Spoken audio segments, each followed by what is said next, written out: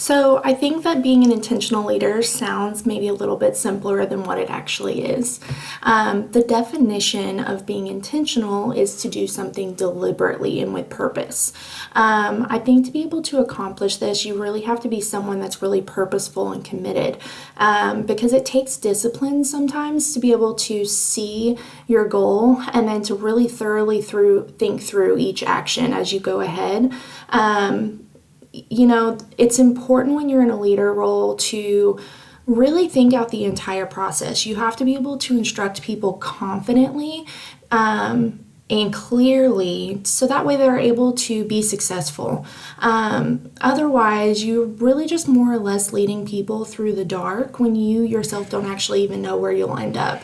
This can really be a dangerous position as a leader, because that really causes a lot of mistrust, confusion, and it's really hard for people to follow someone that they feel like probably is just maybe acting on impulse without, really taking the time to step back and think things through, research and develop an action plan. For me,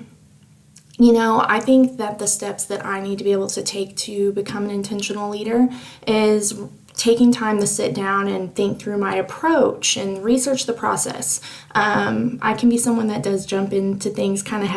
head first and rush a little bit, but I think jumping in head first without giving things a second thought, especially when you're feeling like excited and inspired to see change, or even worse, when you're in a moment of frustration, those are the times that's really important to, be disciplined, step back, take control, and be intentional with what your next steps are. I think that when you slow down and you incorporate that discipline, that's when things can fall into place and you're able to achieve being intentional with your actions. The author of the 1000 Leader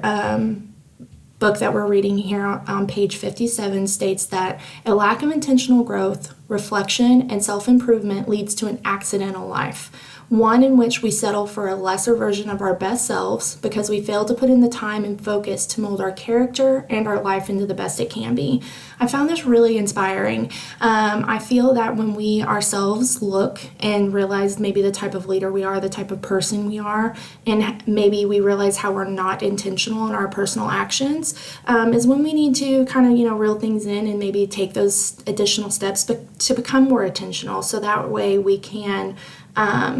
achieve kind of taking action and taking control of situations. And I feel like once you've done that personal growth, it just kind of is a ripple effect, and you see that intentionality throughout your team, and hopefully that leads to more success. So that's my thoughts on what it means to be an intentional leader.